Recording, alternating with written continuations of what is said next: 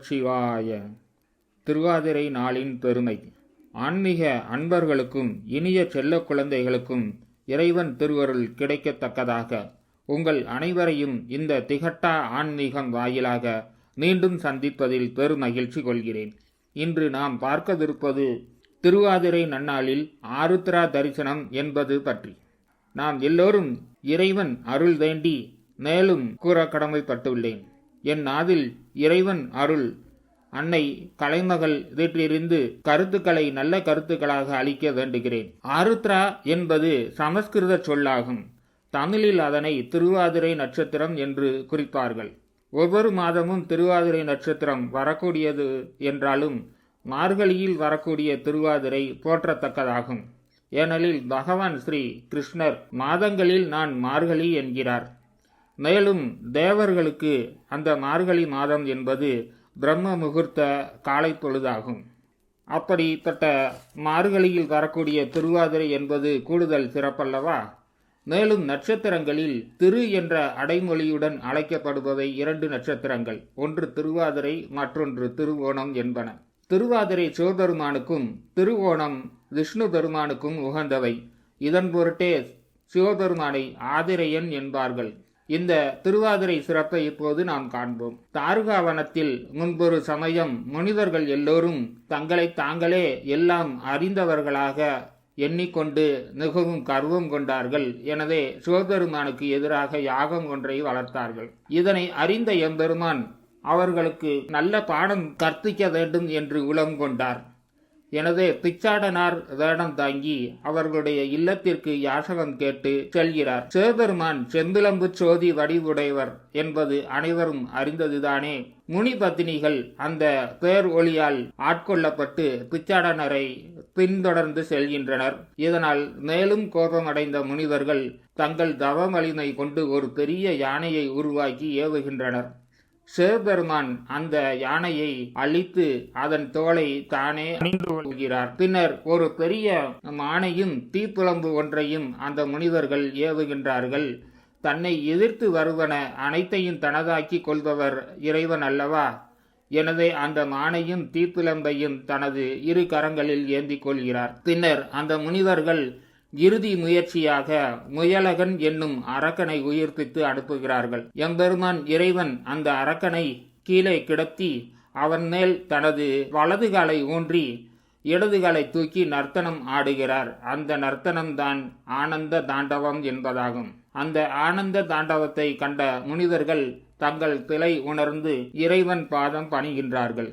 இதனால் மனம் இறங்கிய சிவபெருமான் உங்களுக்கு யாது வேண்டும் என்று கேட்கிறார். அவர்கள் எங்களுக்கு பாடம் புகட்டிய இந்த ஆனந்த தாண்டவத்தை ஒவ்வொரு ஆண்டும் இதே நன்னாளில் தாங்கள் நடத்தி காட்ட வேண்டும் என்று வேண்டுகின்றனர். அதேபோல் இந்த இறைவன் நடராஜ பெருமானை இந்த நன்னாளில் நடனம் மூலம் தரிசனம் செய்தால் அவர்களுடைய அகந்தை அழிந்துவிட வேண்டும் என்றும் கேட்கிறார்கள். மேலும் அந்த பிறவி கடலை கடந்து விட வேண்டும் என்றும் கேட்கிறார்கள். முனிவர்களின் வேண்டுகோளை ஏற்ற எம்பெருமானார் ஒவ்வொரு ஆண்டும் திருவுளம் கொண்டு அந்த ஆதிரை நன்னாளில் மார்கழியில் வரக்கூடிய நன்னாளில் தனது கால்களை தூக்கி நடராஜ பெருமானாக ஒவ்வொரு சிவாலயங்களிலும் காட்சி கொடுக்கிறார். இதனை சிறப்பிக்கும் பொருட்டே சிதம்பரத்திலும் திருவாரூர் தலத்திலும் விமரிசையாக கொண்டாடுகிறார்கள். ஏனென்றால் பஞ்சபூதங்களில் திருவாரூர் பூமியாகவும் சிதம்பரம் ஆகாயமாகவும் இருத்தலால் ஆதி அந்தம் இல்லாத அந்த பெருஞ்சோதியை அங்கே கொண்டாடுவது மிகவும் பொருத்தமாகும். மேலும் ஒரு சிறப்பை கூறுகிறார்கள் இந்த ஆருத்ரா தரிசன நிகழ்வை. ஒருமுறை எம்பெருமான் நாராயணன் ஆதிசேஷன் படுக்கையில் படுத்திருக்கிறார். கண்மூடி ஏதோ சிந்தனையில் இருக்கிறார். அவர் காலடியில் லட்சுமி பிராட்டியார் சேவை செய்தவாறு அமர்ந்துள்ளார். ஆதிசேஷனும் லட்சுமி பிராட்டியாரும் பகவானை நோக்கியே உள்ளனர். திடீரென்று எம்பெருமான் நாராயணன் கண்மூடியவாறே, ஆகா என்ன மகிழ்ச்சி, காண கிடைக்காத தரிசனம் பெற்றேன், மிக்க மகிழ்ச்சி மிக்க மகிழ்ச்சி என்று ஆனந்தம் பொங்க கூறுகிறார். இதற்கு என்ன காரணம் என்று புரியாத லக்ஷ்மி தேவியாரும் ஆதிசேஷனும் திகைக்கிறார்கள்.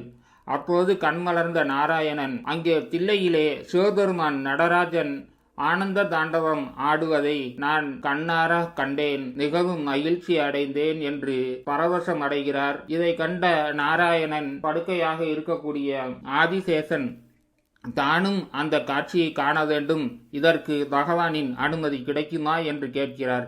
நாராயணனின் உள்ளத்தை வாசித்த எம்பெருமான் நாராயணன், உனக்கும் அந்த வாய்ப்பு உண்டு, அதற்கு நீ என்ன செய்ய வேண்டும் என்றால் பூலோகத்தில் பிறந்து அங்கே தில்லையிலே சென்றால் தரிசனம் கிட்டும் என்று கூறி அனுப்புகிறார். இறைவனின் ஆணையை ஏற்றுக்கொண்ட ஆதிசேஷன் பூலோகத்திலே பதஞ்சலி முனிவராக அவதரிக்கிறார். இறைவனை காண வேண்டும் என்று அவா கொண்டு ஒவ்வொரு ஊராக விஜயம் செய்கிறார் இறைவனை தேடி. அப்பொழுது அங்கே அவர் வியாக்கிரபாதர் எனும் புலிக்கால் முனிவரை சந்திக்கிறார். இருவருமாக அங்கே செல்கிறார்கள். எங்கே என்றால் இறைவனுடைய ஆனந்தத்தை பார்க்க வேண்டும் என்ற ஆவல் கொண்டு நடராஜ பெருமான் வீட்டிற்கும் தில்லையம்பதிக்கு செல்கிறார்கள். அங்கே தவம் இயற்றுகிறார்கள் நீண்ட நாட்களாக. இறைவன் திருவுளம் கொண்டு ஆதிரை நன்னாளில் சிதம்பரம் சன்னதிக்கு வாருங்கள், அங்கே நான் உங்களுக்கு காட்சி தருவேன் என்கிறார். அந்த வேண்டுகோளை ஏற்றுக்கொண்ட நடராஜ பெருமான் அங்கே புலிக்கால் முனிவராகிய வியாக்கிரபாத முனிவருக்கும் பதஞ்சலி முனிவராகிய ஆதிசேஷனுக்கும் திருக்காட்சியை காட்டுகிறார்கள். இரண்டு பேரும் அந்த ஆனந்தத்தில் திளைக்கிறார்கள்.